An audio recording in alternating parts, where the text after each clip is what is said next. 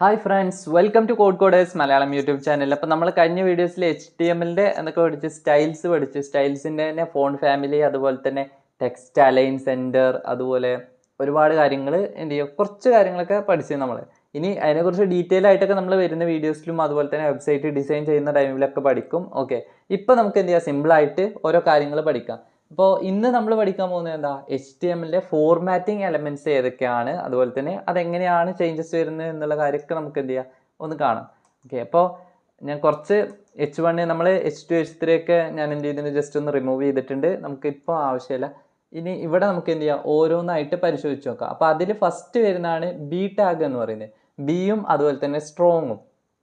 Okay, അപ്പോൾ B എന്ന് പറയുന്നത് എന്തിനാ, ബോൾഡായിട്ട് കാണിക്കാൻ വേണ്ടിയിട്ട്, ഒരു ടെക്സ്റ്റ് ബോൾഡായിട്ട് കാണിക്കാൻ വേണ്ടി. അപ്പോൾ നമ്മൾ ജസ്റ്റ് എന്ത് ചെയ്താൽ സിമ്പിളായിട്ട് ടൈപ്പ് ചെയ്യാൻ വേണ്ടിയിട്ട് ബി എന്ന് ടൈപ്പ് ചെയ്തിട്ട് ജസ്റ്റ് എൻ്റർ ചെയ്ത് കഴിഞ്ഞാൽ തന്നെ എന്ത് വരും, അതിൻ്റെ ക്ലോസിങ്ങും ഓപ്പണിങ്ങും വരും. അപ്പോൾ ഇതിനകത്ത് നമുക്ക് എന്ത് ചെയ്യാം, ഒരു ടെക്സ്റ്റ് കൊടുക്കാം. ദിസ് ടെക്സ്റ്റ് ഈസ് ബോൾഡ് എന്ന് പറഞ്ഞു കൊടുക്കാം.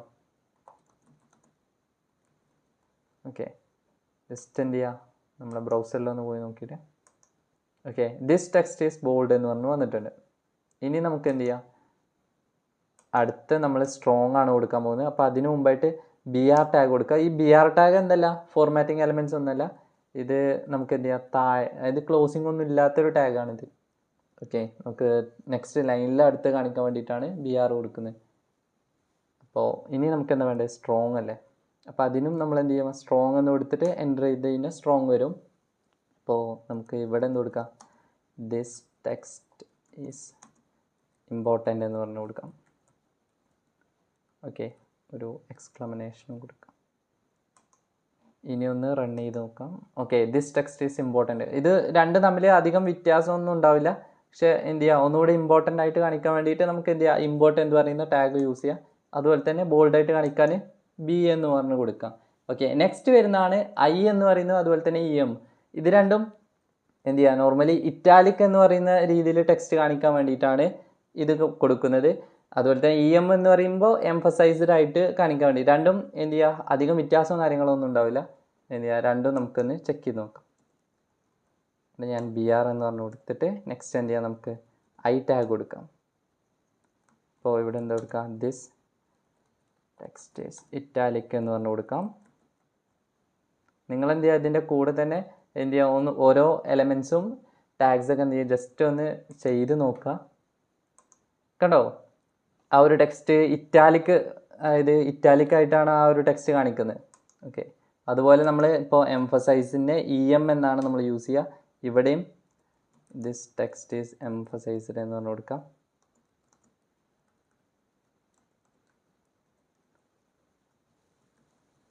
ഓക്കെ, എംഫസൈസ്ഡ് എന്ന് പറഞ്ഞു കൊടുത്ത് ഇവിടെ വേണമെങ്കിൽ നമുക്കൊരു BR കൊടുക്കാം. കാരണം രണ്ടും തമ്മിൽ അധികം ചേഞ്ചസും കാര്യങ്ങളൊന്നും ഉണ്ടാവില്ല.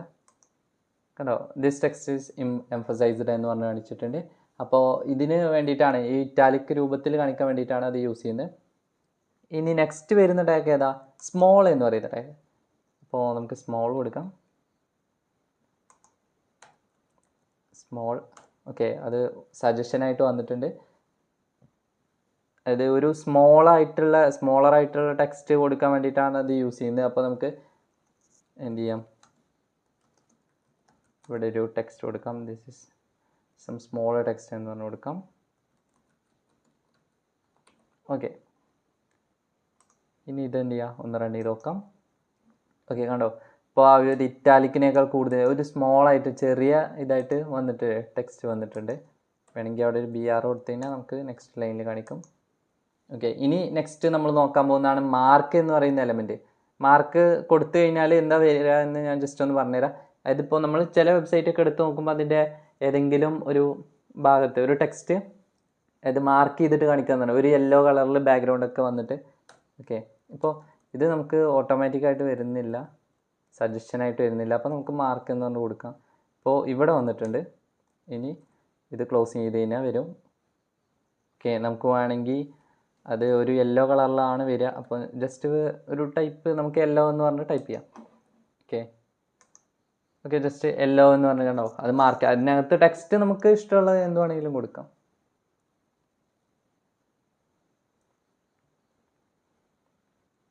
ഓക്കെ, നെക്സ്റ്റ് എന്താ, നെക്സ്റ്റ് നമുക്കിത് മാർക്ക് എന്ന് തന്നെ പറഞ്ഞു കൊടുക്കാം.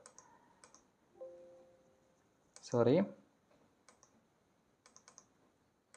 ഓക്കെ, നെക്സ്റ്റ് നമുക്ക് അടുത്തത് കൊടുക്കുക ഏതാ, next elements, sorry br tag. Okay, ഒരു ബ്രേക്ക് കൊടുത്തിട്ടുണ്ട്. നെക്സ്റ്റ് വരുന്നത് ഡിലീറ്റ്. ഓക്കെ, അതായത് DEL എന്ന് പറഞ്ഞാണ് നമ്മൾ കൊടുക്കുക, ഡിലീറ്റ്. ഓക്കെ, ഇതിവിടെ കൊടുത്തു കഴിഞ്ഞാൽ ഇതിനകത്ത് വരുന്ന എങ്ങനെയാണെന്ന് വെച്ച് കഴിഞ്ഞാൽ ഒരു എലമെൻറ്റ്സ് വന്നിട്ടുണ്ട്, അതിനെ ക്രോസ് ചെയ്ത് കാണിക്കാൻ വേണ്ടിയിട്ട്. ഇപ്പോൾ ഡിലീറ്റഡ് എന്ന് പറഞ്ഞു കൊടുക്കാം നമുക്ക് വേണമെങ്കിൽ. അപ്പോൾ അതിനെ ക്രോസ് ചെയ്തിട്ട് കാണിക്കും. കണ്ടോ, ആ ഒരു ടെക്സ്റ്റ് എന്ത് ചെയ്തിട്ടുണ്ട്, ക്രോസ് ചെയ്തിട്ട്. ഇതുപോലെ നമ്മുടെ വെബ്സൈറ്റിൽ നമുക്ക് എന്തെങ്കിലും കൊടുക്കാനുണ്ടെങ്കിൽ ഓരോ ടെക്സ്റ്റിനെയും എന്ത് ചെയ്യുക, ഫോർമാറ്റ് ചെയ്യാൻ വേണ്ടിയിട്ടാണ് നമ്മൾ ഇതുപോലുള്ള ഫോർമാറ്റിംഗ് എലമെൻറ്റ്സ് യൂസ് ചെയ്യുന്നത്. ഓക്കെ, ഇപ്പോൾ നമ്മൾ ഡിലീറ്റഡ് നോക്കി. ഇനി നെക്സ്റ്റ് വരുന്നത് ഏതാ, നമുക്ക് ഡിലീറ്റഡ് വന്നു കഴിഞ്ഞാൽ നെക്സ്റ്റ് വരുന്നതാണ് ഇൻസേർട്ടഡ്. ഓക്കെ, അപ്പോൾ അതിന് വേണ്ടിയിട്ട് നമ്മൾ INS എന്നാണ് ടാഗ് യൂസ് ചെയ്യുക. അപ്പോൾ ഇവിടെ നമുക്ക് ഇതിനകത്ത് ഇൻസേർട്ടഡ് എന്ന് തന്നെ പറഞ്ഞു കൊടുക്കാം. ഓക്കെ, ഇൻസേർട്ട് കണ്ടോ, അതിനകത്ത് ഇൻസേർട്ട് ചെയ്ത പോലെ അതിന് താഴെ ഒരു അണ്ടർലൈൻ ആയിട്ട് വന്നിട്ടുണ്ട്. ഓക്കെ, നെക്സ്റ്റ് വരുന്നതാണ് എന്ത്, സബ്സ്ക്രിപ്റ്റഡ്.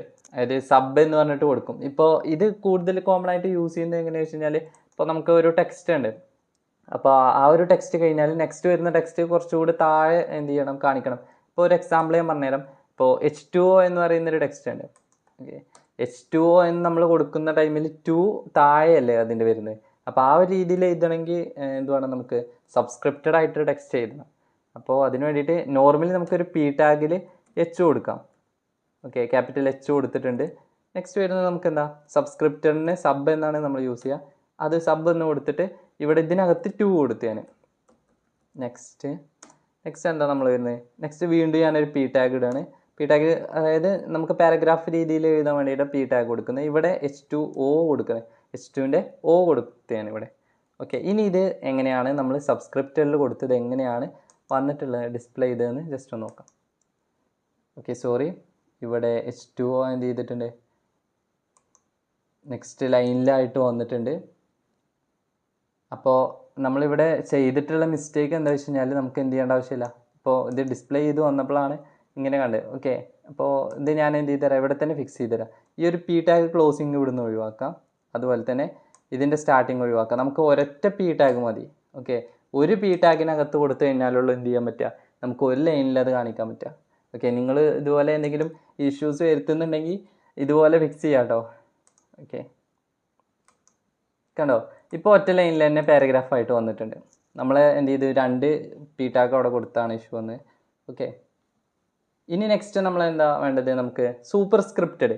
അതായത് ഇപ്പോൾ H2O 2 നമുക്കിപ്പോൾ താഴെയായിട്ട് കാണിക്കുന്ന രീതിയിൽ ഇത് നമുക്ക് മുകളിലായിട്ട് കാണിക്കണം. ചിലപ്പോൾ നമ്മൾ സ്ക്വയറൊക്കെ യൂസ് ചെയ്യുന്നില്ലേ, ഇപ്പോൾ A² അതുപോലെ അങ്ങനെ പലതും കൊടുക്കാൻ വേണ്ടിയിട്ട് നമുക്ക് എന്ത് ചെയ്യാം, സൂപ്പർ സ്ക്രിപ്റ്ററിനെ സൂപ്പ് എന്ന് പറഞ്ഞാൽ SUP എന്ന് പറഞ്ഞ് കൊടുത്താൽ മതി. സോറി. ഓക്കെ, ഇവിടെ നമുക്ക് എന്ത് ചെയ്യാം, P ടാഗ് കൊടുത്ത് ഇവിടെ നമ്മൾ P ടാഗിൽ എന്താ കൊടുക്കാം, നമുക്ക് ദിസ് ഈസ് സൂപ്പർ സ്ക്രിപ്റ്റഡ് എന്ന് പറഞ്ഞ് കൊടുക്കാം അല്ലേ. അല്ലെങ്കിൽ വേണ്ട, നമുക്ക് എന്ത് ചെയ്യാം, നമ്മൾ പറഞ്ഞ ഒരു എക്സാമ്പിൾ A² എന്ന് കണ്ടിട്ടില്ലേ, അതുപോലെ കൊടുക്കാൻ വേണമെങ്കിൽ നമുക്ക്.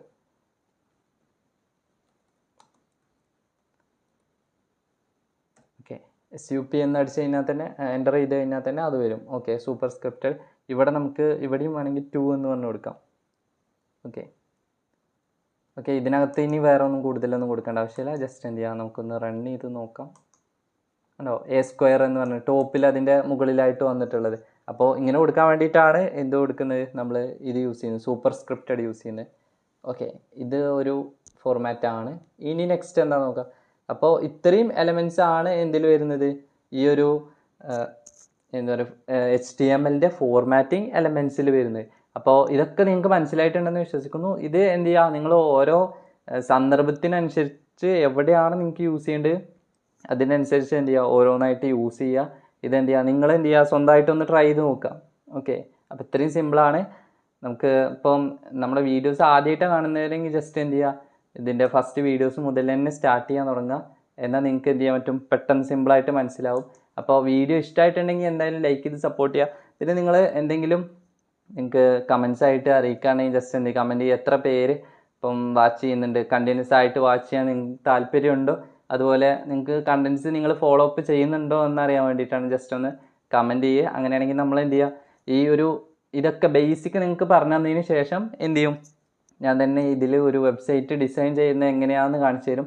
അതുപോലെ തന്നെ നമുക്ക് CSS കൂടി പഠിക്കാനുണ്ട് ഇതിൻ്റെ കൂടെ തന്നെ, HTML പഠിച്ചതിന് ശേഷം. അപ്പോൾ അതിൽ ഇമ്പോർട്ടൻ്റ് ആയിട്ടുള്ള കാര്യങ്ങൾ നമുക്ക് എന്ത് ചെയ്യുക, ഫസ്റ്റ് ആദ്യം ഒന്ന് പഠിക്കുക. ഓക്കെ, അപ്പോൾ ഇത്രയേ ഉള്ളൂ. ഈ ഒരു വീഡിയോ എന്ത് ചെയ്യുക, ലൈക്ക് ചെയ്തിട്ടില്ലെങ്കിൽ ഇപ്പം തന്നെ ലൈക്ക് ചെയ്യുക. അതുപോലെ തന്നെ നിങ്ങളുടെ ഫ്രണ്ട്സിന് ജസ്റ്റ് എന്ത് ചെയ്യുക, ഒന്ന് ഷെയർ ചെയ്ത് കൊടുക്കുക. പിന്നെ ചാനൽ സബ് ചെയ്യാത്തവർ സബ് ചെയ്തോ. അപ്പോൾ നെക്സ്റ്റ് വീഡിയോ ആയിട്ട് കാണാം.